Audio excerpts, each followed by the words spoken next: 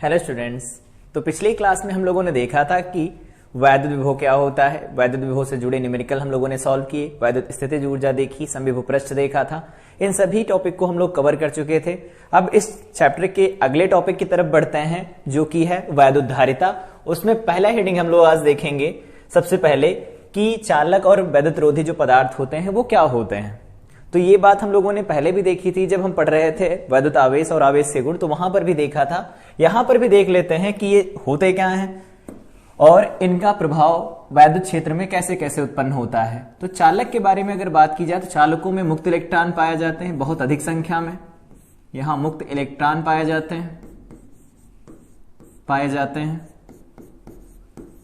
हैं, ठीक है। और अगर यहां पर एक डाटा के बारे में बात की जाए तो कॉपर के अंदर 10 to the power 29 मुक्त इलेक्ट्रॉन होते हैं। मुक्त इलेक्ट्रॉन पर मीटर क्यूब में पाए जाते हैं। इतने इलेक्ट्रॉन पर मीटर क्यूब में पाए जाते हैं, इलेक्ट्रॉन डेंसिटी कह सकते हैं हम इसे। अब यहां पर चालकों में और खास बात क्या होती है, चालकों को जब वैद्युत क्षेत्र के अंदर रखा जाता है तो इनके भीतर जो वैद्युत क्षेत्र उत्पन्न होता है वो शून्य होता है। इनके बारे में आगे हम पढ़ेंगे। तो चालक में जैसे आता है मेटल्स वायर जो होते हैं वो चालक होते हैं, धातु में जो होती हैं वो कैसी होती हैं, चालक होती हैं, ठीक है। ह्यूमन बॉडी मानव शरीर चालक होता है, इसी तरह से अगर हम बात करें टैप वाटर जो आता है वो चालक होता है। और जंतुओं का जो शरीर होता है, मानव या जंतुओं का शरीर, ये भी चालक होता है। और खासकर यहां पर हम एक बात करते हैं जिसको आगे हम लोग देखेंगे। यहां पर जो ग्रेफाइट होता है, ग्रेफाइट कार्बन का एक ही अपर रूप है, ये एक अपर रूप है जो चालक होता है। ध्यान रखेंगे ये अधातु होने के साथ भी ये एक चालक की भांति व्यवहार करता है। बात कर लेते हैं वैद्युतरोधी क्या होते हैं। तो अगर हम वैद्युतरोधी के बारे में बात करें तो इसमें मुक्त इलेक्ट्रॉन नहीं पाए जाते। मुक्त इलेक्ट्रॉन अगर हम बात करें तो मुक्त इलेक्ट्रॉनों की जो संख्या होती है वो नगण्य होती है,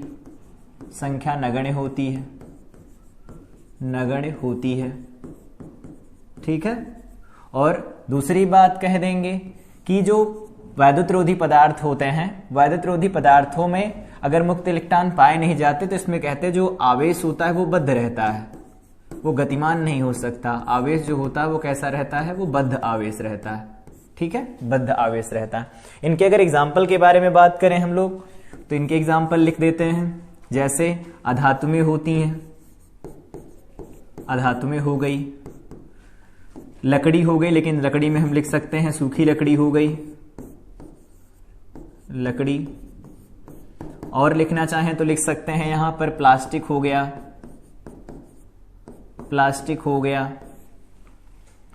और बात करते हैं प्योर वाटर भी हो सकता है, यहाँ टैप वाटर था, यहाँ प्योर वाटर भी हो सकता है, शुद्ध जल हो सकता है, ठीक है।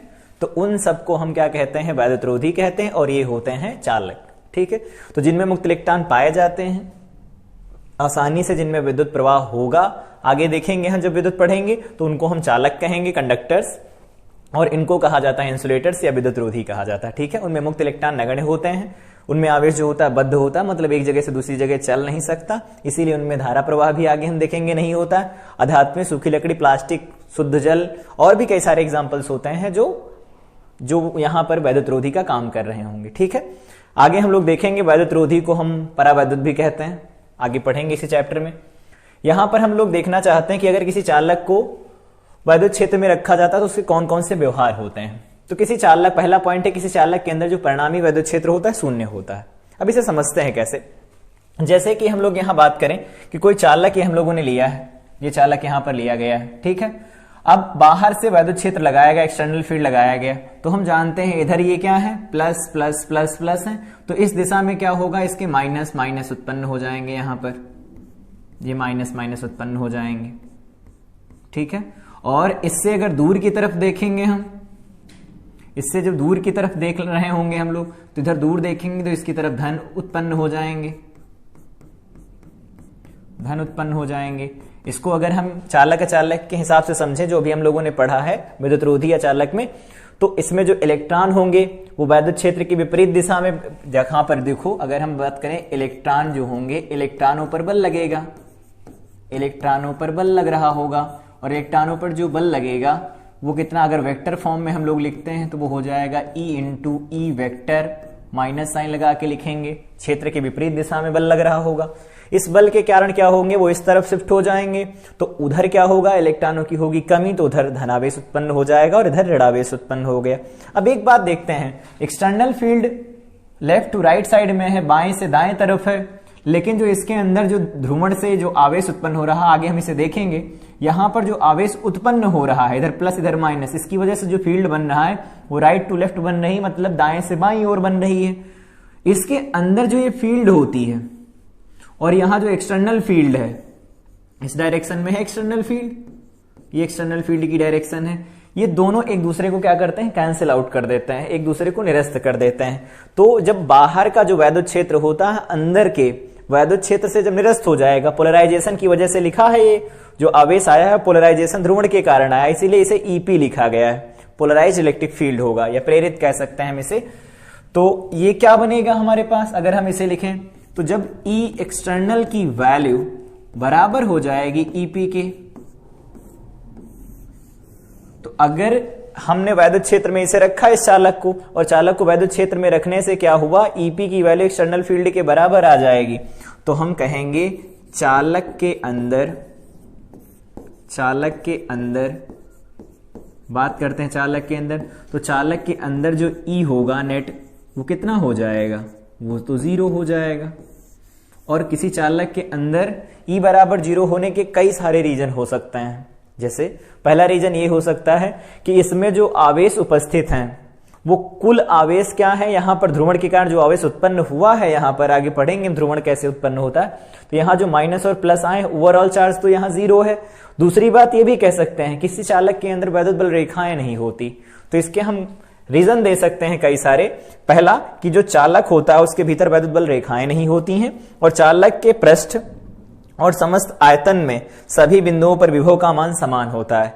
विभव का मान समान कैसे होता है, इसके बारे में अगर हम यहां डिटेल में बात करना चाहें तो हमने वैद्युत विभव में पढ़ा था कि E जो होता है, या कह सकते हैं E की वैल्यू होती है -dV/dr, ऐसा पढ़ा था जब विभव प्रवणता पढ़ी थी हम लोगों ने। अब यहां से हम लोगों ने क्या देखा कि चालक के अंदर हो गया वैद्युत क्षेत्र 0, तो E की वैल्यू हो गई 0, तो dV/dr 0 हो जाएगा। F E नेट चालक के अंदर अगर वैद्युत क्षेत्र 0 है तो यहां से dV/dr की वैल्यू क्या निकल के आएगी, 0 निकल के आएगी, और dV/dr निकल के आएगा 0, इसका मतलब V क्या हो जाएगा, नियत हो जाएगा। तो ये भी याद रखेंगे। एक अगला पॉइंट लिख लेते हैं यहां पर करके। पहला पॉइंट ये लिखेंगे, किसी चालक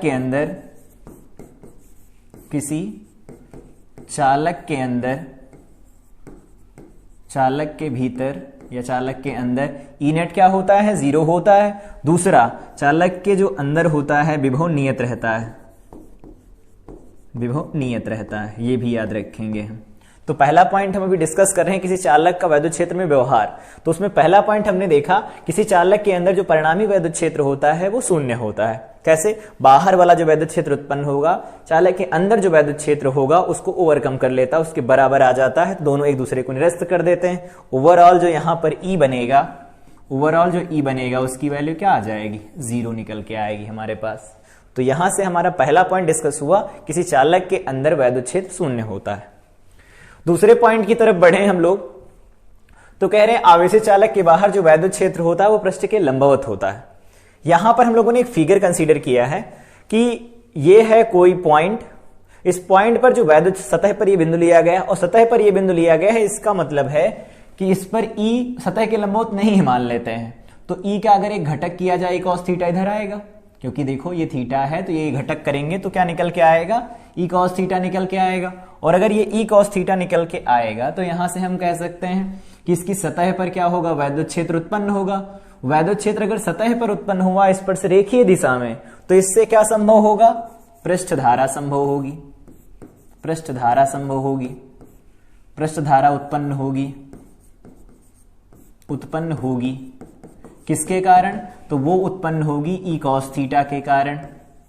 ठीक है, लेकिन इलेक्ट्रोस्टैटिक्स पढ़ रहे हैं हम, स्थिर वैद्युतिकी पढ़ रहे हैं, तो स्थिर वैद्युतिकी में क्या ऐसा पॉसिबल है, स्थिर वैद्युतिकी, स्थिर वैद्युतिकी में पृष्ठ धारा संभव नहीं है, पृष्ठ धारा उत्पन्न हो नहीं सकती,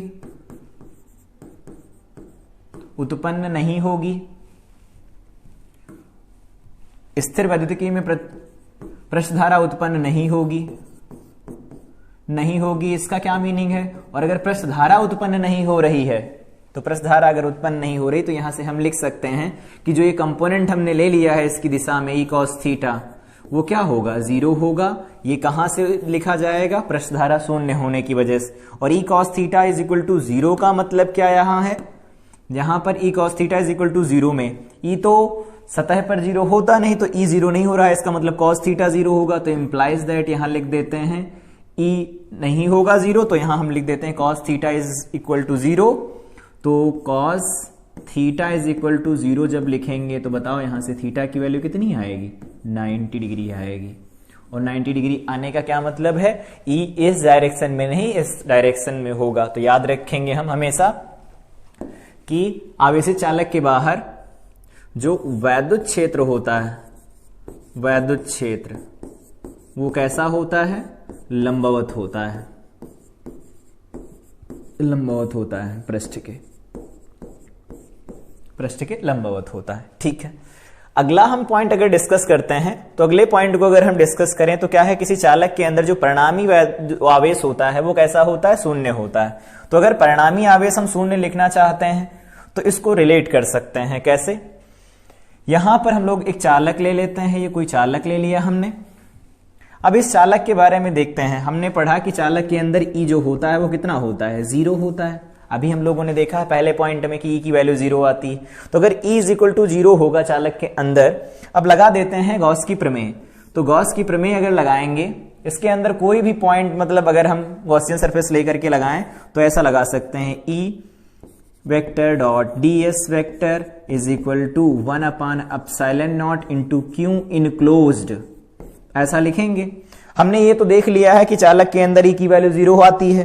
तो अगर E की वैल्यू 0 लिखेंगे, put E is equal to 0, अगर E इज इक्वल टू 0 यहां रखा जाएगा तो ये जो बायां पक्ष है वो तो 0 हो गया। तो 0 की वैल्यू आ गई 1/ε0 इंटू Q, अंदर जितना इनक्लोज होगा वो। तो यहां से ओवरऑल क्या होगा? Q इन की वैल्यू कितनी निकल के आएगी? 0 आएगी। ध्यान रखेंगे इस बात को, इस तरह से हम इसे प्रूफ कर सकते हैं। तो हम अगर गॉस की थ्योरम यूज करें, ये क्या सी प्रमेय है? गॉस की प्रमेय है, गॉस की प्रमेय है। ये हम लोग पढ़ चुके हैं अपने पिछली क्लासों में, तो वहां से जाकर के इसे देख सकते हैं। तो गॉस की प्रमेय में E डॉट ds हम लिखेंगे तो 1/ε0 इंटू Qen बनेगा। E 0 होता उसकी वजह से Q 0 आएगा। तो अगला पॉइंट ये पता चला कि किसी चालक में जो कुल आवेश होता है वो शून्य रहता है, और उस पे जो पृष्ठ के लंबवत जो क्षेत्र उत्पन्न होता है, या यूं कह लें कि चालक के बाहर जो वैद्युत क्षेत्र होता है वो हमेशा पृष्ठ के लंबवत होता है। और इससे पहले हम लोगों ने देखा कि चालक के अंदर नेट वैद्युत क्षेत्र शून्य होता है। अगले पॉइंट को अगर हम लोग डिस्कस करें यहां पर, तो कहा आवेशित चालक के बाहरी पृष्ठ पर आवेश रहता, अंदर कोई आवेश नहीं होता। तो अगर बाहरी पृष्ठ पर आवेश होता है, अंदर कोई आवेश नहीं होता, इसको हम ऐसे भी प्रूफ कर सकते हैं कि आवेशित चालक के बाहरी पृष्ठ पर आवेश है, तो बाहरी पृष्ठ को आवेश दिया गया, अंदर एक अलग कलर से एक डॉटेड सरफेस बनाई गई है, उसके अंदर लिखा गया Q इनकी वैल्यू 0 है। तो Q इनकी वैल्यू 0 का मतलब कोई भी आवेश यहां पर दिया जाएगा। तो कोई भी आवेश अगर इसे Q दिया गया है सतह को, तो Q आवेश उसकी सतह पर रहेगा, Q इनसाइड जो है वो तो 0 है। और अगर Q इनसाइड 0 है, इसका मतलब उसका जितना जितना आवेश दिया जाएगा वो उसकी सतह पर रहेगा। तो यहां लिख देते हैं किसी चालक को दिया गया आवेश सदैव उसकी सतह पर उपस्थित होता है।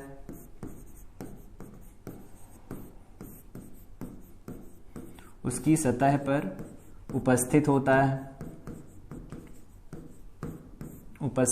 है। तो अगर किसी चालक को आवेशित किया जाए तो वो पूरा का पूरा आवेश कहां रहेगा? उसकी सतह पर उपस्थित रहेगा। क्यों? इनकी वैल्यू तो 0 होती है। ध्यान रखेंगे इसको हम। अगले पॉइंट की तरफ बढ़ें तो अगला पॉइंट है संपूर्ण चालक के लिए जो वैद्युत विभव होता है वो नियत होता है। अभी हम लोगों ने देखा, क्या देखा कि जो E होता है वो 0 होता है। कहां? चालक के भीतर। चालक के भीतर जो ई की वैल्यू होती है वो 0 होती है। तो चालक के भीतर अगर ई की वैल्यू 0 आएगी तो यहां से हम लिख लेते हैं dV/dr विभव प्रवणता। तो dV/dr अगर लिखा जाएगा तो ये क्या निकल के आएगा? ये निकल के आएगा माइनस का ई, और ई की वैल्यू क्या है? 0 है। तो यहां से इंप्लाइज दैट लगा के लिख देते हैं कि dV=dr, अभी हम लोगों ने डिस्कस भी किया है, =0 इंप्लाइज दैट किसी का अवकलन 0 होने का मतलब वो नियत है, तो ये नियत निकल के आएगा। तो याद रखेंगे कि उसकी जो ओवरऑल सरफेस होती संपूर्ण चालक की सतह के लिए जो होता है वो विभव नियत रहता है, या कह लें संपूर्ण चालक के लिए वैद्युत विभव नियत रहता है। अंदर भी विभव परिवर्तित नहीं होगा क्योंकि ई 0 होता है, वहां पर सतह पर रहता है विभव जितना उतना ही रहता है उसके अंदर भी। अगले पॉइंट के बारे में बात कर लेते हैं। तो कहते हैं अलग अलग बिंदुओं पर आवेश का जो वितरण होता है अलग अलग हो सकता है, बिल्कुल हो सकता है। अगर बात करें कि चालक कुछ ऐसा है, ये है ऐसा, यहां पर इसे ठीक से बना लेते हैं, चालक कुछ ऐसा बना हुआ है, या ऐसा कोई चालक है, तो अगर इसको हम आवेशित करें, इसको आवेशित करें, मान लेते हैं इसके ऊपर आवेश क्या लेके आए, यहां पर आवेश लेके आया गया, मान लेते हैं माइनस का क्यू, तो माइनस क्यू आवेश दिया जाएगा तो ये आवेश वितरित होना शुरू होगा इसकी सरफेस के ऊपर। लेकिन हम जानते हैं सबसे ज्यादा यहां पर होता है वितरण, जो शार्प एजेस होते हैं, नुकीले वाले भाग, नुकीले भाग जो होते हैं, नुकीले भाग पर जो वितरण होता है, नुकीले भाग में आवेश सबसे अधिक होता है, आवेश सबसे अधिक होता है। कारण यहां से देख सकते हैं। अब इस चालक को आवेश दिया गया, मान लेते माइनस का आवेश दिया गया, माइनस आवेश देने का मतलब इसे इलेक्ट्रॉन दिया गया है और चालक में पहले से इलेक्ट्रॉन उपस्थित होते हैं, तो जो इलेक्ट्रॉन उपस्थित है चालक के वो क्या करेंगे, वो इन पर प्रतिकर्षण का बल लगाएंगे जो बाहर से इलेक्ट्रॉन आएंगे, और बाहर का प्रतिकर्षण बल कम करने के लिए जितने भी आवेशित जो इलेक्ट्रॉन होंगे वो इलेक्ट्रॉन क्या होंगे, सतह पर वितरित होना शुरू हो जाएंगे, वो उन इलेक्ट्रॉनों से सबसे दूर रहना चाहेंगे। और जो शार्प एजेस होती हैं वो क्या होती हैं, सरफेस से थोड़ा बाहर की तरफ निकली हुई होती हैं, तो वो क्या करेंगे, अपने रिपल्सन को कम करने के लिए सबसे किनारे की तरफ शिफ्ट हो जाते हैं। तो इसलिए कहते हैं कि चालक का जो नुकीला भाग होता है, शार्प एजेस जो होते हैं, वहां पर आवेश अधिक होता है, सबसे ज्यादा अधिक होता है। ठीक है, अगले पॉइंट को हम डिस्कस करना चाहते हैं कि वैद्युत जो परिरक्षण होता है, स्थिर वैद्युत परिरक्षण, उसे क्या कहते हैं, या मतलब उसे कैसे एक्सप्लेन किया जा सकता है। तो अगर हम यहां पर देखें कि कोई वैद्युत क्षेत्र उत्पन्न है, उस वैद्युत क्षेत्र के अंदर किसी चालक को रखा जाए, मान लेते खोखला कोई चालक रखा गया, और उस खोखले चालक को वैद्युत क्षेत्र में रखेंगे, तो हमने अभी देखा चालक के गुण में कि उसके अंदर वैद्युत क्षेत्र जो होता है वो शून्य होता है। तो बाहर वाला जो क्षेत्र है, अगर पहले से उसके अंदर खोखले भाग में कुछ रखा जाए तो बाहर वाले क्षेत्र के साथ उसका इंटरेक्शन नहीं होगा, उसके साथ कोई क्रिया नहीं होगी उसकी। मतलब क्या, अंदर का जो भाग है, या कह सकते हैं जो गोलीय कोष बना होगा, खोखला गोला जो बना होगा, चालक गोला, वो बाहर वाले क्षेत्र से उसको संरक्षित कर सकता है। इसके एग्जाम्पल को हम समझते हैं इस तरह से कि क्या होता है, ये किसी उपकरण को वैद्युत क्षेत्र से बचाने की क्रिया जो होती है उसे वैद्युत परिरक्षण कहते हैं। यहां पर एक बात देखते हैं, यहां पर एक खोखला चालक लिया गया है, खोखले चालक को क्या किया गया है, ई वैद्युत क्षेत्र में रख दिया गया है, वैद्युत क्षेत्र डाउनवर्ड डायरेक्शन में है। अब हम देखेंगे कि यहां से वैद्युत बल रेखाएं चलेंगी, नीचे की ओर जाएंगी, लेकिन चालक के भीतर तो वैद्युत बल रेखाएं शून्य नहीं, मतलब नहीं होती, शून्य होता है क्षेत्र। तो अगर क्षेत्र शून्य क्यों शून्य है, क्यों खोखला स्थान बनेगा, तो इसमें अगर कोई चालक उपस्थित हुआ, अन्य चालक, तो वो क्या करेगा, बाहर वाले क्षेत्र के साथ इंटरैक्ट नहीं कर पाएगा, और बाहर वाले क्षेत्र के साथ कोई इंटरैक्ट नहीं कर पाएगा। इसका मतलब क्या है, इसको हम एज अ शील्डिंग की तरह काम कर, शील्ड की तरह काम, रक्षा की तरह काम में ले सकते हैं कि बाहर का वैद्युत क्षेत्र हम पर कोई प्रभाव नहीं डालेगा। इसीलिए एक बहुत ही अच्छी महत्वपूर्ण बात होती है बरसात के दिनों में, जब भी हम बात कर रहे होते हैं, वो क्या होती है, वो होती है कि जब भी बिजली गिरती है, जब बिजली गिरती है, जब बिजली गिरने के दौरान, या ऐसे लिख लेते हैं, बिजली गिरने के दौरान, बिजली गिरने के दौरान खुले आसमान, या फिर इसकी जगह पर हम क्या कह सकते हैं, इसकी जगह कह सकते हैं किसी पेड़ के नीचे, किसी पेड़ के नीचे, किसी पेड़ के नीचे अगर हमें रुकना हो तो वो ज्यादा सुरक्षित नहीं होता। किसी पेड़ के नीचे अगर रुकना हो, जब बिजली गिर रही हो, बिजली गिरने के दौरान खुले आसमान या किसी पेड़ के नीचे रुकने से अच्छा है क्या करें, हम अपनी बंद कार में बैठे रहें। बंद कार में बैठना अधिक कह सकते हैं सुरक्षित होता है, सुरक्षित होता है, सुरक्षित होता है। तो इस तरह से हम चीजों को रिलेट करके एक दूसरे के साथ पढ़ते चलते हैं। तो याद रखेंगे, जब भी कभी बिजली गिर रही हो उस दौरान हमें खुले आसमान में नहीं रहना है, ना ही किसी पेड़ के नीचे रहना है। अगर हम किसी चालक के अंदर उपस्थित होते हैं तो उससे ज्यादा आसानी से बचा जा सकता है। तो अगर किसी कार में बैठे तो वहां से निकलकर बाहर जाने की कोई नीड नहीं है। हम ये देख सकते हैं कि उसके अंदर तो वैद्युत बल रेखाएं आएंगी नहीं, जो भी बाहर हो रहा होगा वैद्युत क्षेत्र उत्पन्न करेगा कुछ भी, उनसे हम बच सकते हैं। ठीक है, तो इसे कहा जाता है इलेक्ट्रोस्टैटिक शील्डिंग। स्थिर वैद्युत परिरक्षण, वो जो होता है परिरक्षण, वो इस तरह से देखा जा सकता है। वैद्युत क्षेत्र उत्पन्न किया गया, चालक रखा गया, खोखला चालक, खोखले चालक के अंदर क्षेत्र शून्य होगा, आवेश भी शून्य होगा, बाहर का इंटरेक्शन जो, या कह सकते बाहर का जो रीजन होगा, क्षेत्र होगा, अंदर कोई भी प्रभाव उत्पन्न नहीं कर पाएगा। ठीक है, तो ये हो गया वैद्युत परिरक्षण। आगे हम लोग बढ़ते हैं कि जो परावैद्युत होते हैं उनका ध्रुवण कैसे कराया जाता है, परावैद्युत होते क्या है और उनके ध्रुवण को कैसे पहचाना जा सकता है। तो अगर हम लिखें परावैद्युत ध्रुवण होता क्या है, तो इसको देख सकते हैं कि परावैद्युत पदार्थ को, जो भी हमने पढ़े परावैद्युत पदार्थ, अति प्रबल वैद्युत क्षेत्र में रख दिया जाए, बहुत प्रबल वैद्युत क्षेत्र में अगर रखा जाता है तो परावैद्युत पदार्थ के अंदर अति प्रबल वैद्युत क्षेत्र उत्पन्न हो जाएगा। ठीक है, क्योंकि ओवरऑल तो क्षेत्र अंदर 0 करना है, तो जितना ज्यादा बाहर फील्ड होगा उतना ज्यादा अंदर फील्ड उत्पन्न होगा।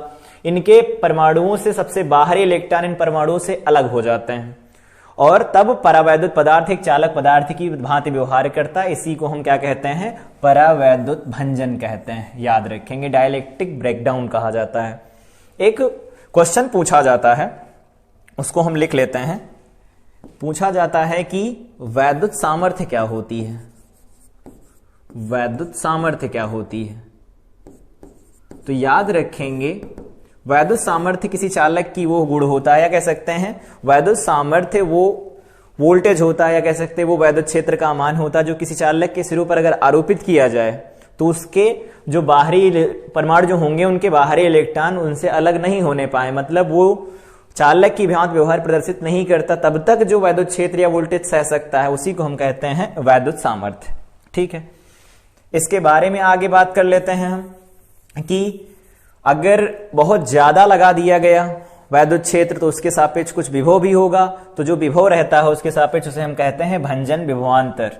ठीक है, तो किसी परावैद्युत पदार्थ को भंजित हुए बिना, मतलब उसमें जो ऊपर वाली क्रिया हो रही वो नहीं होनी चाहिए, उससे कम क्रिया तक जो विभवांतर लगाया जा सकता है, अधिकतम विभवांतर, उसे हम कहते हैं भंजन विभवांतर। डायलेक्ट्रिक क्या कह सकते हैं, ब्रेक डाउन वोल्टेज कहते हैं इसे, ब्रेक डाउन वोल्टेज कहा जाता है इसे, ब्रेक डाउन वोल्टेज कहते हैं। अब डाइलेक्ट्रिक का ध्रुवण होता कैसे है या इनके ध्रुवण को कैसे कराया जाता है। जैसे मान लेते हैं कोई पदार्थ लिया हम लोगों ने, उस पदार्थ के इतने से भाग को लेते हैं। अब यहां पर हम देखेंगे कि छोटे छोटे प्लेसेस होंगे, जैसे यहां पर हम लोगों ने कहा ये माइनस है, ये प्लस है। दूसरा यहां पर ऐसा लिया गया, ये मान लेते हैं प्लस है, ये माइनस है। यहां पर ये कुछ ऐसा लिया गया, यहां प्लस है, यहां माइनस है, और कुछ ऐसा प्लस माइनस है, और यहां पर प्लस और माइनस है, यहां पर माइनस और प्लस है। इस तरह से एक कोई दुध्रु जैसे बने हुए जो छोटे छोटे पार्टिकल्स होते हैं दुध्रु होते हैं। दुध्रु बनाने के लिए दो तरह के होते हैं, यहां पर हम बात कर लेते हैं उनके बारे में। जैसे H2 हो गया, N2 हो गया, O2 हो गया, ये क्या होते हैं सब पदार्थ, आध्रुवीय पदार्थ होते हैं, आध्रुवीय पदार्थ होते हैं। ये क्या होते हैं, आध्रुवीय पदार्थ होते हैं, आध्रुवीय होते हैं। लेकिन अगर बात की जाए HCl की, H2O की, और यहां पर NH3 के बारे में बात करें तो ये कैसे होते हैं, ध्रुवीय होते हैं। अब ये सब होता क्यों है और कैसे होता है, तो देख सकते हैं हम कि जब ये वाले अणु बनते तो इनमें ऐसा होता है, प्लस माइनस एक साथ हैं, प्लस यहाँ है माइनस यहाँ है, एक साथ उपस्थित हैं, तो इनमें ओवरऑल क्या होगा, कोई भी किसी डायरेक्शन में कोई फोर्स नहीं लग रहा होगा। लेकिन अगर इनके बारे में बात करें तो अगर यहाँ पर माइनस है, यहाँ पर ये प्लस है, तो ओवरऑल क्या होगा, एक फील्ड जनरेट होगा, यहां से फील्ड जनरेट होगा। तो हम ये देख सकते हैं कुछ इस डायरेक्शन में एक फील्ड बनेगा, या कह सकते हैं इस तरह से एक डाइपोल बनेगा।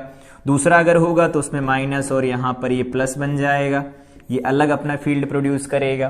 तो इनके क्या होते हैं, जो आवेश के द्रव्यमान के जो केंद्र होते हैं वो संपाती होते हैं, लेकिन यहां पर क्या होता है, संरेखीय होते हैं। संरेखीय होने की वजह से क्या होगा, संरेखीय हैं अगर तो संरेखीय होने की वजह से इनमें क्या होगा, कुछ गैप होगा, गैप होने की वजह से एक पर्टिकुलर डायरेक्शन में क्या होगा, वैद्युत क्षेत्र उत्पन्न होगा, एक विशेष दिशा में वैद्युत क्षेत्र उत्पन्न हो जाएगा, और वहां पर हम कहेंगे द्विध्रुव बन गए ये। तो ये ध्रुवीय अणु होते हैं या अध्रुवीय अणु होते हैं, ठीक है। अब यहां पर ध्रुवीय अणु का एक हम लोगों ने कहे ध्रुवीय पदार्थ है, ये कोई ध्रुवीय पदार्थ है, ये कोई ध्रुवीय पदार्थ लिया गया है यहां पर। तो अगर ये ध्रुवीय पदार्थ लिया गया है, उसके अंदर से ये द्विध्रुव उत्पन्न हो रहे हैं, अगर इसको बहुत कम वैद्युत क्षेत्र में रखा जाए, बहुत कम वैद्युत क्षेत्र, तो क्या होगा इनमें, यहां पर हम लोग इसे दोबारा बनाते हैं, यहां पर एक वैद्युत क्षेत्र लगाया गया E, ये E की वैल्यू बहुत कम है अभी, तो बहुत कम वैल्यू होने की वजह से क्या होगा, इसके अंदर अभी इन पर फोर्स लगेगा, तो ये क्या होंगे, एक पर्टिकुलर डायरेक्शन में अलाइन होने की कोशिश करेंगे। जैसे यहां पर माइनस और प्लस है तो ये ऐसे ही रहेंगे, माइनस और यहां पर प्लस हो जाएगा, यहां पर प्लस है यहां पर माइनस है, तो ये अगर ऐसे हैं तो यहां माइनस और यहां पर प्लस हो जाएगा, बदल जाएंगे। इनके बारे में बात करें तो थोड़ा ये क्या होंगे, इसकी दिशा में अलाइन होने की कोशिश करेंगे, तो यहां पर क्या होगा, ये माइनस और प्लस हो जाएंगे। इसी तरह से बाकियों को लिखें हम, तो ये क्या होगा, प्लस है माइनस है, तो प्लस वाला थोड़ा इधर चला जाएगा, माइनस वाला कुछ बल लगेगा, तो हम मान लेते हैं कुछ ऐसे है, यहां पर प्लस ये माइनस वाला बन गया, और यहां पर कुछ ऐसा बन रहा है, यहां पर देख लेते हैं ये कैसा बन रहा है, तो ये प्लस है ये माइनस है, थोड़ा और ज्यादा ये इधर की तरफ टिल्ट हो जाएगा, तो ये प्लस बनेगा ये माइनस बनेगा, इसमें क्या होगा, थोड़ा ऊपर की तरफ शिफ्ट हो जाएगा, तो यहां प्लस और यहां माइनस बन जाएगा। ये आंशिक है, यहां पर ये आंशिक ध्रुवण देखने को मिल रहा है, ठीक है, तो ये आंशिक ध्रुवण देखने को मिला हमें। अब अगर बहुत ज्यादा जो यहां पर जैसा लिखा गया है कि अगर हम उसका भंजन ही करवाना चाहते हैं, तो अगर भंजन करवाना है हमें तो क्या करना होगा, प्रबल वैद्युत क्षेत्र लगाना पड़ेगा, और प्रबल वैद्युत क्षेत्र अगर हम लगाएंगे तो क्या होगा, देख लेते हैं, यहां से देख लेते हैं कि प्रबल वैद्युत क्षेत्र में हम कैसे इसे लिख सकते हैं, ऐसा कुछ, प्रबल वैद्युत क्षेत्र लगाएंगे तो जितने ये अणु है द्विध्रुव जो इसके अंदर छोटे छोटे हैं अणु, वो क्या होंगे, एक पर्टिकुलर डायरेक्शन में अलाइन हो जाएंगे। पर्टिकुलर डायरेक्शन में होने की वजह से क्या होगा, ये ऐसे हो जाएंगे, या हम फिर इनको ऐसे लिख लेते हैं, ज्यादा अच्छा रहेगा, अलग अलग करके प्लस माइनस लिखते हैं, देखने में ठीक लगेंगे वो। यहां पर उत्पन्न होगा माइनस, यहां पर आ जाएगा प्लस, यहां पर माइनस, यहां पर प्लस, यहां पर माइनस, यहां पर प्लस उत्पन्न होगा। ओवरऑल फील्ड इधर बनेगी, इधर की डायरेक्शन में फील्ड बनेगा। सिमिलरली यहां इसके नीचे भी माइनस प्लस माइनस, और यहां प्लस, यहां पर माइनस, यहां पर प्लस उत्पन्न होगा, इनका भी फील्ड उधर ही आएगा। सिमिलरली सब जगह ऐसा होता चला जाएगा, ये प्लस माइनस ये प्लस बन जाएंगे, यहां पर माइनस ये प्लस, ये माइनस ये प्लस बनेगा, यहां माइनस ये प्लस बनेगा, यहां पर माइनस ये प्लस बनेगा, यहां माइनस ये प्लस बनेगा, यहां पर माइनस और ये प्लस बन जाएगा। अब ये देखते जा रहे हैं हम लोग कि जो इधर किनारे वाली जो पट्टी थी, इधर किनारे वाला जो भाग था इसका, ये कैसा होता चला जा रहा है, निगेटिव होता चला जा रहा है, और इसका इधर वाला जो भाग है, किनारे वाले जो भाग आएगा इसका, वो कैसा होता चला जा रहा है, पॉजिटिव होता चला जा रहा है, ये पॉजिटिव होता चला जा रहा है।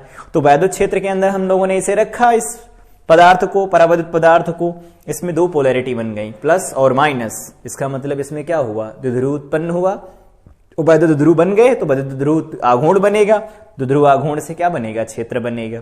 तो इसे कहते हैं परावैद्युत पदार्थ का ध्रुवण, ठीक है। इस तरह से इसे रिलेट करके हम समझ सकते हैं। तो पदार्थ दो तरह के, मतलब यहां पर जो पदार्थ होंगे उनमें क्या होगा, N2H2 N2 टाइप के होंगे, जिनमें क्या होगा, इनके जो केंद्र द्रव्यमान केंद्र होंगे वो एक दूसरे के साथ संपाती होंगे, और अगर इनके द्रव्यमान केंद्र ही एक दूसरे के साथ संपाती हैं तो किसी पर्टिकुलर लाइन में ना होने की वजह से इनकी जो फील्ड बनेंगे कैंसिल आउट हो जाएंगे।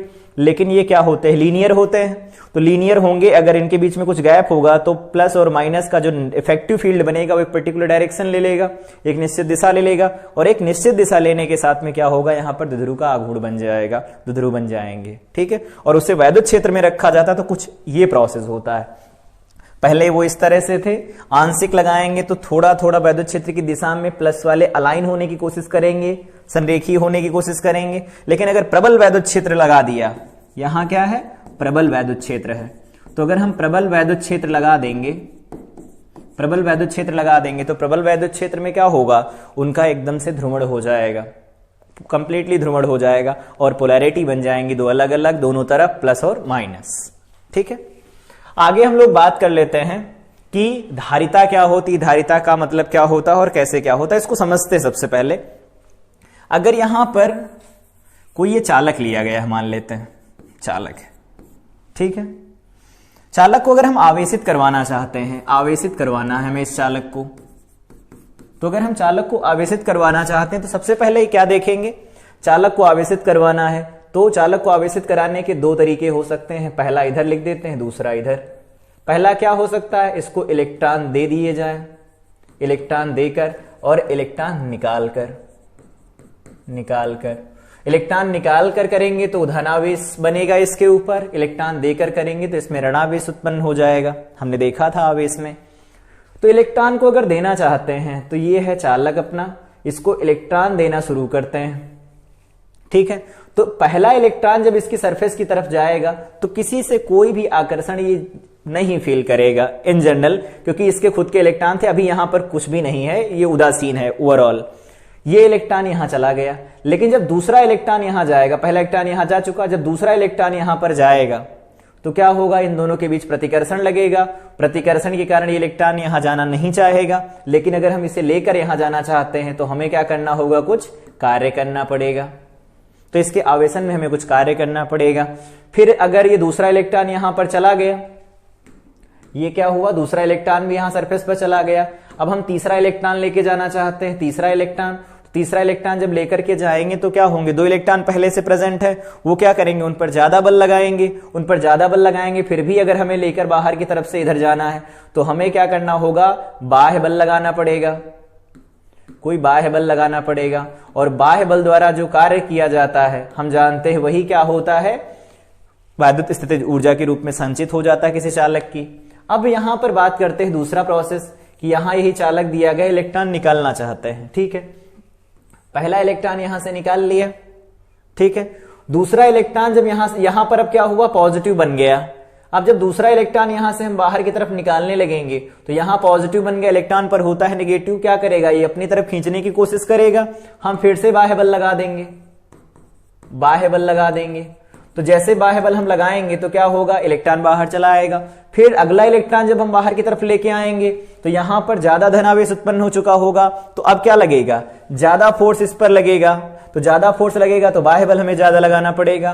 तो आवेशन की इस क्रिया में चाहे धनावेश दिया जाए चाहे ऋणावेश दिया जाए, इस क्रिया में हमें क्या करना होता है, बाहर से काम करना पड़ता है, और जो बाहर से काम किया जाता है वही क्या होता है, स्थितिज ऊर्जा के रूप में संचित हो जाता है चालक की। तो अगर हम इसे लिखें तो कैसे लिख सकते हैं, वस्तु को ऋणावेशित या धनावेशित करने में बाह्य स्रोत द्वारा काम किया जाएगा, ठीक है।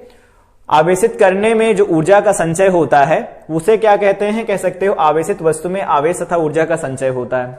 आवेशित करेंगे, बाह्य स्रोत द्वारा काम किया जाएगा, वही काम क्या होगा, स्थितिज ऊर्जा के रूप में संचित हो जाएगा। कह रहे हैं किसी वस्तु की धारिता का तात्पर्य यह है कि उसमें आवेश और ऊर्जा को धारण करने की क्षमता क्या होती है। अभी हम लोगों ने क्या किया, उसको आवेश देते रहे, प्लस दिया माइनस दिया, प्लस दिया माइनस दिया, जो भी आवेश देना चाहते हैं, आवेश देंगे तो उस पर काम करना पड़ेगा, काम करेंगे तो ऊर्जा के रूप में वो संचित हो जाएगा किया गया कार्य, और उस पर आवेश भी बढ़ता चला जाएगा।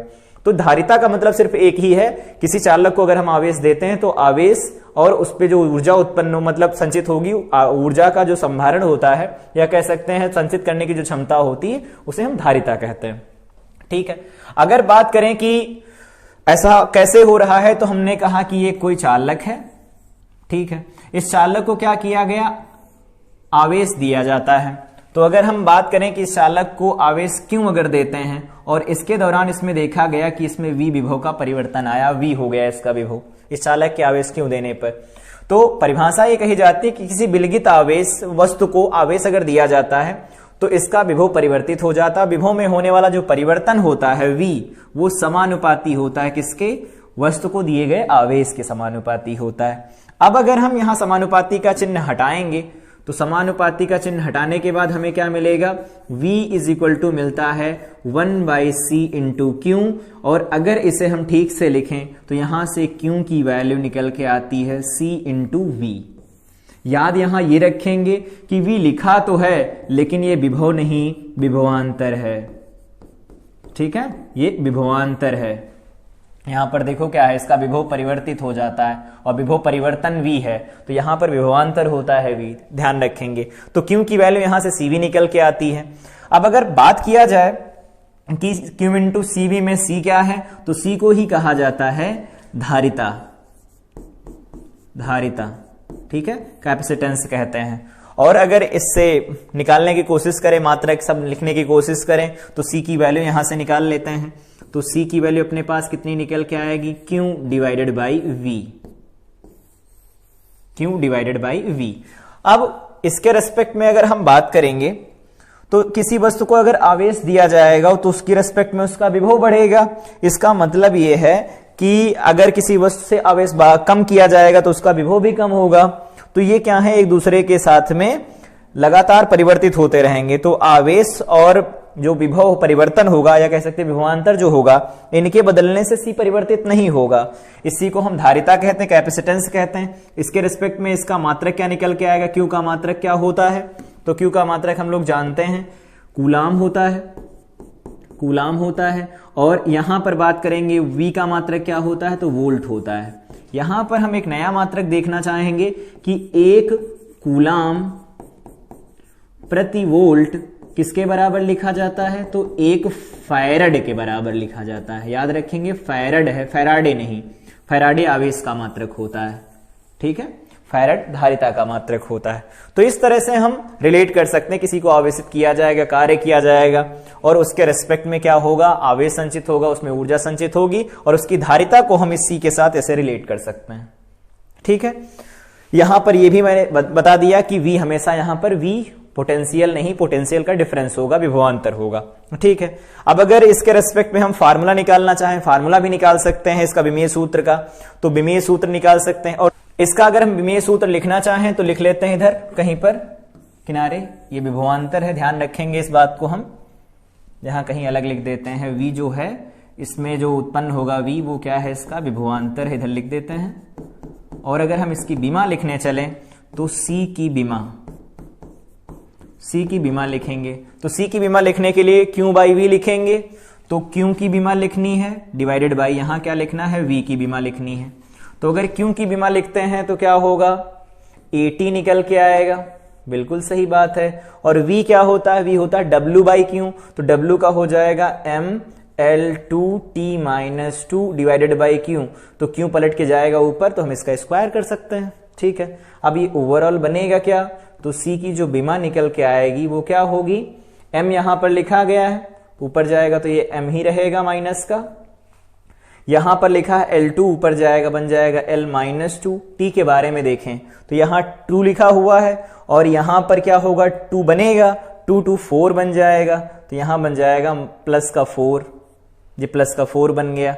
और साथ में जो A बनेगा वो क्या बन जाएगा, A2 बन जाएगा। तो ये हो जाएगा इसका विमेय सूत्र।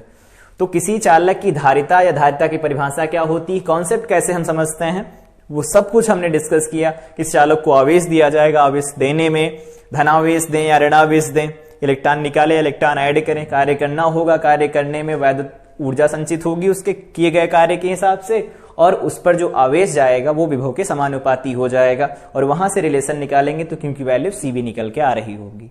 ठीक है, तो ये थी धारिता की अवधारणा और उसकी परिभाषा और उससे जुड़े हुए कुछ बोर्ड के छोटे छोटे क्वेश्चंस।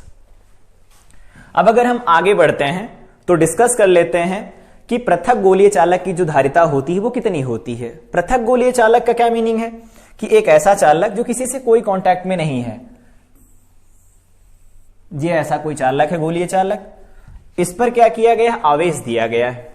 तो इस पर आवेश कितना है, मान लेते हैं इस पर आवेश दिया गया है, वो क्यों है, पृथक है, अकेला है, कोई नहीं होगा इसके साथ। तो यहां पर एक छोटा सा कॉन्सेप्ट लिया जाता है विभव लगाने के लिए कि इसका केंद्र यहां कहीं होगा, ठीक है। इसका केंद्र अगर यहां कहीं है, ये इसका केंद्र है जिसे हम O नाम दे देते हैं, तो अगर केंद्र यहां उपस्थित है, क्यों आवेश दिया जाता है, तो अगर इस क्यों आवेश को यहां लिख देते हैं हम, यदि संपूर्ण आवेश को केंद्र पर स्थित मान लिया जाए, पर स्थित माना जाए तो सतह पर विभव क्या होगा। सतह पर विभव के बारे में बात करें तो अगर सतह के बारे में हम विभव के बारे में बात करेंगे तो क्या होगा, यहां से देख सकते हैं कि यदि संपूर्ण आवेश अगर सतह यहां केंद्र पर उपस्थित हुआ तो सतह पर विभव क्या होगा। इसकी त्रिज्या हम ले लेते हैं, मान लेते हैं इसकी त्रिज्या क्या है, a है, इस गोले चालक की जो त्रिज्या है वो a है। तो विभव क्या होगा, तो यहां लिखते हैं हम लोग सतह पर क्या होगा विभव, लिख देते हैं सतह पर विभव। सतह पर विभव वहां पर जो माना गया मैंने लिख दिया है, अब विभव लिखते हैं सतह पर क्या बन जाएगा, तो यहां पर पूरा पूरा आवेश होगा तो बिंदु आवेश के कारण a दूरी पर विभव लिख दो, 1/4 पाई एप्सिलॉन नॉट हो जाएगा। अगर किसी माध्यम में रखे गए हैं तो माध्यम का परावैद्युतांक होगा, नहीं तो लिख देते हैं, विवाद में 1 रख लेंगे, यहां पर बन जाएगा क्यों, और यहां पर डिवाइडेड बाय में क्या हो जाएगा, तो डिवाइडेड बाय में यहां से हम लिखेंगे, या इसके को हटा देते हैं, यहां पर नहीं लिख रहा है, क्यों डिवाइडेड बाय बन जाएगा a। तो ये तो हो गया विभव इसकी सतह के ऊपर जो होगा। और अगर हम वैद्युत धारिता की परिभाषा लगाएं तो वैद्युत धारिता की परिभाषा क्या है, तो हमने पढ़ा अभी वैद्युत धारिता की परिभाषा से, तो वैद्युत धारिता की परिभाषा थी Q बराबर CV परिभाषा से। तो वैद्युत धारिता की परिभाषा हमारे पास निकल के आई थी Q is equal to C into V। V हमारे पास दे रखा है, Q की वैल्यू क्यों है, C की वैल्यू यहां पर पता नहीं है, अभी निकालनी है हमें वैल्यू, V की वैल्यू यहां पुट कर देते हैं। तो V की वैल्यू क्या है, 1/4 पाई एप्सिलॉन नॉट, यहां बन जाएगा Q डिवाइडेड बाई A बन जाएगा, दोनों साइड से Q हो जाएगा कैंसिल। तो ओवरऑल जो C अपना बनेगा वो क्या बनेगा, 4 पाई एप्सिलॉन नॉट, यहां बन जाएगा A। तो किसी पृथक गोलीय चालक की धारिता जो होती, विलगित गोलीय चालक की धारिता होती, पृथक कह सकते हैं, या इसकी जगह पर कहा जा सकता है विलगित गोलीय चालक की धारिता। तो विलगित कहें या पृथक गोलीय चालक की धारिता कहें, इसी तरह से हम निकाल सकते हैं। इसके बारे में कुछ बातें याद रख सकते हैं हम लोग। कौन सी बातें हैं वो बातें, ये हैं कि अगर यहां से देखा जाए तो C की वैल्यू क्या लिखी जाती है, Q डिवाइडेड बाई V लिखी जाती है, ठीक है। अगर C से जो फार्मूला निकल के आया है 4 पाई एप्सिलॉन नॉट A, उसके रेस्पेक्ट में अगर पृथक गोलीय चालक मान लिया जाए पृथ्वी को, यदि पृथ्वी को पृथक गोलीय चालक मान लिया जाए, मान लेने पर पृथक गोलीय चालक अगर मान लिया जाएगा तो उसकी धारिता तो निकाली जा सकती है, कैसे, तो बन जाएगा C is equal to 4 pi epsilon naught. 4 pi epsilon naught की वैल्यू कितनी होती है, यहां से देखेंगे 4 पाई एप्सिलॉन नॉट की वैल्यू होती है 1/9 इंटू 10 टू द पावर क्या हो जाएगा 9, क्योंकि 1/4 पाई एप्सिलॉन नॉट की वैल्यू क्या होती है 9 इंटू 10 टू द पावर 9, तो उल्टा हो जाएगा इसका। यहां ए रखना, ए मतलब क्या होगा, इसकी त्रिज्या गोले की क्या होती है, और पृथ्वी के रेस्पेक्ट में अगर बात करेंगे तो वो होती 6400 किलोमीटर। तो 6.4 इंटू बन जाएगा 10 टू द पावर माइनस, यहां पर प्लस का बन जाएगा 6, ये वैल्यू बनेगी। अगर इसको सॉल्व करते हैं C की वैल्यू तो वो निकल के आती है 711 माइक्रोफैरड, 711 माइक्रोफैरड। यहां पर हम लिखना चाहें तो लिख सकते हैं कि इसका एक अन्य मात्र, इसके अन्य कई सारे मात्रक होते हैं, जैसे ये हो गया फैरड हो गया, यहां पर होता है माइक्रोफैरड, तो 1 माइक्रोफैरड का मतलब होता है 10 की घात -6 फैरड, ठीक है। और यहां पर एक और लिख देते हैं 1 पिकोफैरड, तो 1 पिकोफैरड का मतलब होता है 10 की घात -12 फैरड। ये छोटे छोटे मात्रक होते हैं, क्योंकि एक जो फैरड धारिता होगी वो बहुत बड़ी धारिता होती, तो माइक्रोफैरड या पिकोफैरड में लिखा जाता है इसके, ठीक है, रीडिंग्स। तो यहां पर हमने देख लिया कि जो पृथ्वी की धारिता आती है पृथक गोलीय चालक मान लेने पर वो क्या होती है, 711 माइक्रोफैरड होती है, ठीक है, ध्यान रखेंगे ये। और अगर इसको दूसरे पॉइंट ऑफ व्यू से हम देखें, किसी चालक के जैसा देख के व्यवहार करें, ये पॉइंट यहां से अगर हम लोग एक्सप्लोर करते हैं, इस पॉइंट को थोड़ा डिटेल देखें, तो हम जानते हैं कि जो पृथ्वी होती है उसका विभव शून्य लिया जाता है। जब भी ग्राउंडिंग करते हैं कहते हैं वहां का वोल्टेज 0 है। तो अगर यहां से देखा जाए कि वोल्टेज अगर हम 0 ले लेते हैं पृथ्वी के लिए, 1 मिनट यहां से देख लेते हैं, पृथ्वी के लिए अगर वोल्टेज को 0 ले लिया जाए, पृथ्वी के लिए वोल्टेज को अगर 0 ले लिया जाए, तो अगर V 0 है तो इसके रेस्पेक्ट में यहां से क्या निकल के आएगा, C is equal to infinity आ जाएगी।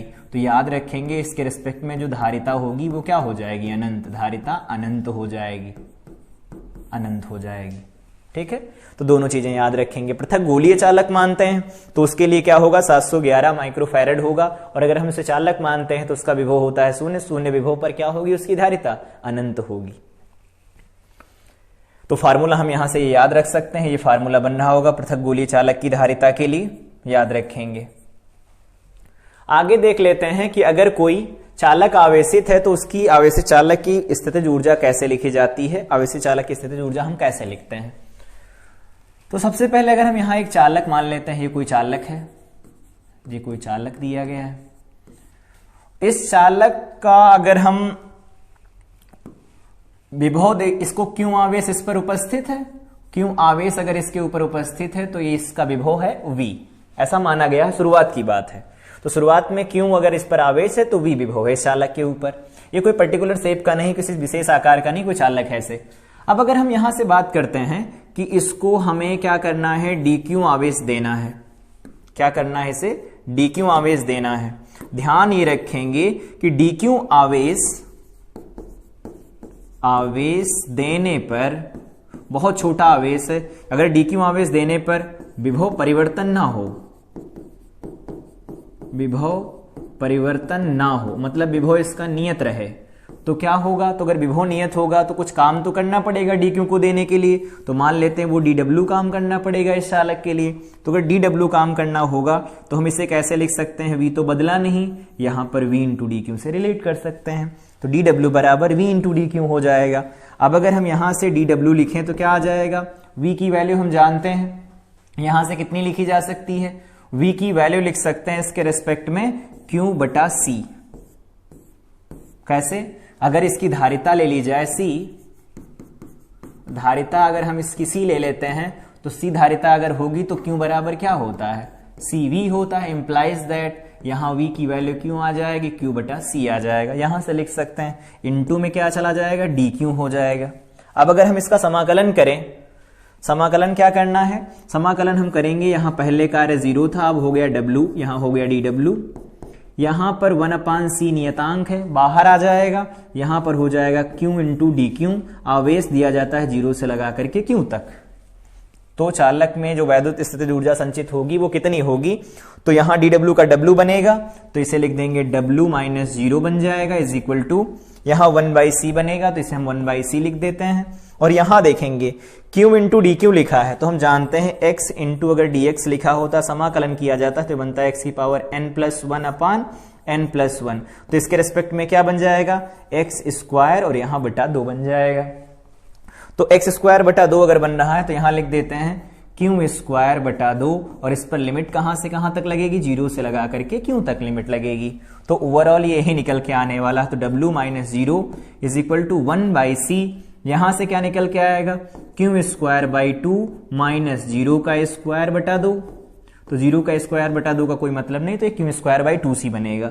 तो किया गया कार्य कितना हो गया, q स्क्वायर बटा 2c हो गया। हम लोगों ने अभी देखा था इसकी अवधारणा में कि जो किया गया कार्य होता यही होती इसकी ऊर्जा। तो अगर हम ऊर्जा लिखें, आवेशित चालक की जो ऊर्जा यहां से निकल के आएगी u की वैल्यू, उसे क्या लिखा जा सकता है, q स्क्वायर बटा 2c। अब इसके अलग अलग फार्मूलों के साथ इसे रिलेट किया जा सकता है। जैसे क्यू की वैल्यू अगर हम CV लिख देते हैं तो CV का स्क्वायर बटा 2C बन जाएगा, एक C से एक C कटेगा तो बन जाएगा हाफ CV स्क्वायर। किसी ने कह दिया नहीं, हम यहां पर अब की बार में C की वैल्यू रख देते हैं, तो U इज इक्वल टू क्या हो जाएगा, ये है क्यू स्क्वायर बटा 2 इंटू C की वैल्यू क्या निकल के आती है यहां से Q बटा V, तो यहां हो जाएगा Q बटा V, V मतलब यहां चला आएगा, Q से Q कटेगा, आएगा 1/2Q इंटू V। ठीक, तो ओवरऑल हमारे पास जो फार्मूला बन रहे हैं वो 3 बन रहे हैं। पहला फार्मूला U का बना है Q स्क्वायर बाई 2C, तो Q स्क्वायर बटा 2C बन जाएगा। दूसरा फार्मूला क्या बनेगा यहां से, हाफ CV स्क्वायर बन जाएगा, और तीसरा फार्मूला निकल के आएगा 1/2Q इंटू V। तो ये हो जाएगा आवेशित चालक के लिए वैद्युत स्थितिज ऊर्जा का सूत्र। इस तरह से हम निकाल सकते हैं इसे। ठीक है, ध्यान ये रखेंगे dq आवेश देने में विभव में परिवर्तन नहीं हुआ है, तो देखो समाकलन के बाहर उसे हम लिख सकते हैं, तो 1/c जो होगा वो बाहर चला जाएगा, क्यों इंटीग्रेट होकर के वैल्यू दे देगा हमें। अगले डेरिवेशन की तरफ बढ़ते हैं। इसमें क्या कहा है, आवेशित चालक दिए गए हैं, उनको अगर तार से जोड़ दिया जाए तो उनके साथ क्या होगा। तो हम यहां पर अलग अलग 2 चालक लेते हैं, विलगित चालक पहले ले लेते हैं, जिनका कोई एक दूसरे के साथ पहले से कोई भी संयोजन नहीं था।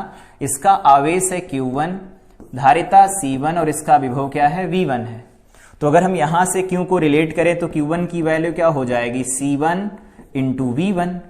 दूसरा अगर यहां पर एक चालक लिया जाता है, ये भी क्या है, एक विलगित चालक है, विलगित चालक है। तो अगर ये विलगित चालक होगा तो यहां से हम कह सकते हैं इसका आवेश Q2 है, धारिता C2 यहां से निकल के आ रही है, और इसका विभव क्या है, V2 है। तो यहां से हम लिख सकते हैं Q2 की वैल्यू कितनी हो जाएगी, C2 इंटू V2। अब क्या है, अगर इनको जोड़ दिया जाए, यदि इन्हें चालक तार के साथ जोड़ दिया जाता है, यदि चालक तार से जोड़ दें तो क्या होगा इनके साथ, इनमें आवेश का प्रवाह शुरू होगा, और आवेश का प्रवाह तब तक नहीं रुकेगा जब तक इनके विभव समान नहीं हो जाते। तो बाद में जो चालक होगा, दोनों को मिला के एक कंबाइंड फॉर्म में चालक बनेगा, उस पर कुल आवेश क्या होगा, इन दोनों के आवेशों का योग, तो उस पर आवेश होगा Q1 प्लस Q2। और ये कितना लिखा जा सकता है, तो Q1 की वैल्यू अपने पास C1 V1, यहां पर हो जाएगा C2 इंटू V2। ठीक, पहली बात ये हो गई। तो Q का मान यहां से हम लोगों ने लिख लिया। अब अगर Q का मान समान हो गया तो उसके रिस्पेक्ट में विभव भी नियत हो चुका होगा, तो यहां लिख देते हैं उभयनिष्ठ विभव। तो अगर कोई कहता उभयनिष्ठ विभव का मान क्या होगा, मान लेते हैं वो V है, तो फार्मूला अगर लगाएंगे Q is equal to CV, तो V की वैल्यू Q बटा C आएगी, तो Q टोटल लिखा जाएगा, तो वो Q हो जाएगा, C की वैल्यू C हो जाएगी।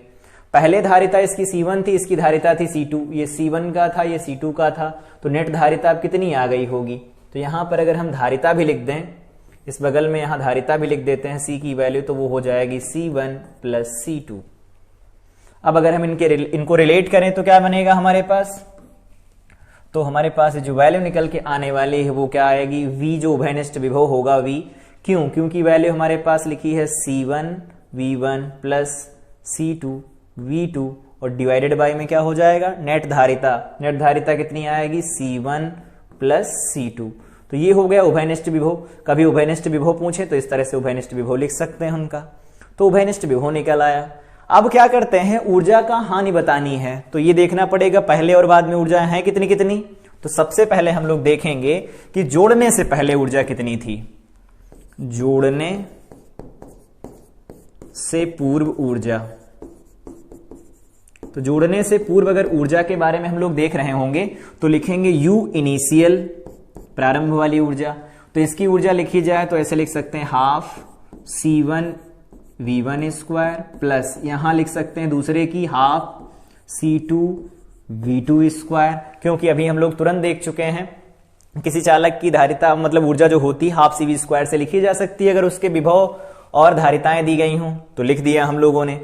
फाइनल वाली अगर हम बात करेंगे जोड़ने के बाद ऊर्जा, तो वो क्या हो जाएगा, U फाइनल हो जाएगा। और U फाइनल लिखा जाए तो कैसे लिखा जा सकता है, हम कहेंगे ये हो जाएगा हाफ सी का मतलब क्या होगा अपने पास, C1 प्लस C2 हो जाएगा इंटू वी स्क्वायर बन जाएगा, यहां पर उभयनिष्ठ विभव का स्क्वायर बनेगा। ठीक है, तो प्रारंभ में ऊर्जा और बाद में ऊर्जा निकल आई, वी भी हमारे पास लिखा हुआ है, यहां पर ये दिया गया है वी। अब हमें इनका अंतर निकालना कि ऊर्जा क्षय हुआ कितना होगा।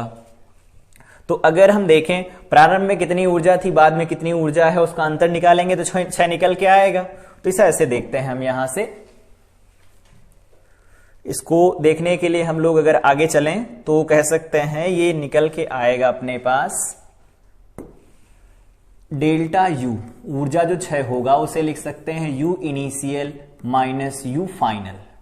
तो सबसे पहले अगर हम यू इनिशियल लिखें तो वो क्या था हमारे पास, half C1 V1 square plus half यहां C2 V2 स्क्वायर था, माइनस लगाएंगे हम, बाद वाला लिखेंगे तो बाद वाले में क्या लिखना है, हाफ सी की वैल्यू क्या आई थी C1 प्लस C2, और साथ में अगर यहां लिखेंगे V की वैल्यू तो V का स्क्वायर इस बार लिखना है, तो ये हो जाएगा C1 V1 plus C2 V2 divided by क्या था, C1 प्लस C2 का होल स्क्वायर। ये था उभयनिष्ठ विभव।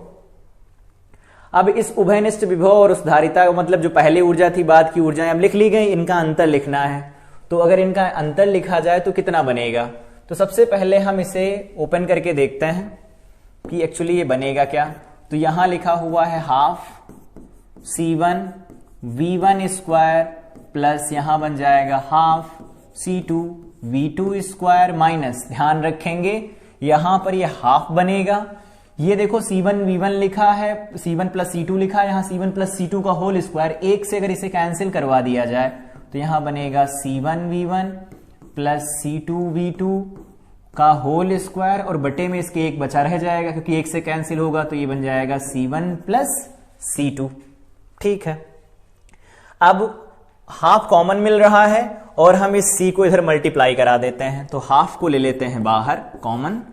अगर इस हम C1 प्लस C2 को मल्टीप्लाई कराएंगे तो क्या बन जाएगा हमारे पास, C1 V1 स्क्वायर, C1 से मल्टीप्लाई करा रहे हैं तो हम यहां लिख देते हैं C1 प्लस C2 प्लस यहां लिखा जाएगा C2 इंटू V2 स्क्वायर, साथ में यहां लिख देंगे C1 प्लस C2, और आगे चलेंगे तो ये क्या लिखा जा सकता है, ये तो C1 प्लस C2 का इधर मल्टीप्लाई हो गया, हाफ चला गया कॉमन, तो अब ये माइनस क्या होगा, इधर जाएगा और यहां हो जाएगा C1 V1 plus C2 V2 का होल स्क्वायर, ये ऐसा बनेगा।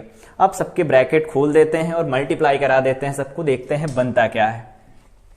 तो हमारे पास जो वैल्यू बनने वाली है वो क्या बन जाएगी, ये बनेगा हाफ, मल्टीप्लाई करवाते हैं तो C1 से मल्टीप्लाई करवाएंगे तो यहां बन जाएगा C1 स्क्वायर V1 स्क्वायर, और अगर C2 से मल्टीप्लाई कराएंगे तो बनेगा C1 C2 into V1 square. ठीक है, यहां से C1 से C1 स्क्वायर बनेगा, C1 C2 बन जाएगा, प्लस यहां पर अगर हम C1 से मल्टीप्लाई कराएंगे तो बनेगा C1 C2 into V2 square, और यहां 2 से मल्टीप्लाई कराएंगे C2 स्क्वायर बन जाएगा, V2 स्क्वायर बन जाएगा। उधर का होल स्क्वायर खोल देते हैं तो यहां होल स्क्वायर खोलेंगे, माइनस का मल्टीप्लाई भी कराते जाते हैं, तो यहां बन जाएगा C1 square V1 square minus यहां बन जाएगा C2 स्क्वायर V2 स्क्वायर, और यहां बनेगा minus 2C1 V1 C2 V2, ये ऐसा बनेगा। अब जो कैंसिल हो रही चीजें उनको हम कर देते हैं कैंसिल। कौन कौन सा कैंसिल हो रहा, C1 V1 square, C1 V1 square cancel हो गया, C2 V2 square, C2 V2 square से कैंसिल हो गया। अब जो बचे उनको लिख लेते हैं, तो यहां निकल के आएगा हाफ, ये ऐसा होगा, और यहां पर लिखा जाएगा C1 C2 V1 स्क्वायर, या ऐसा कर लेते हैं अगर यहां से कॉमन जो मिल रहा है उसे कॉमन भी ले लें तो क्या मिलेगा हमारे पास।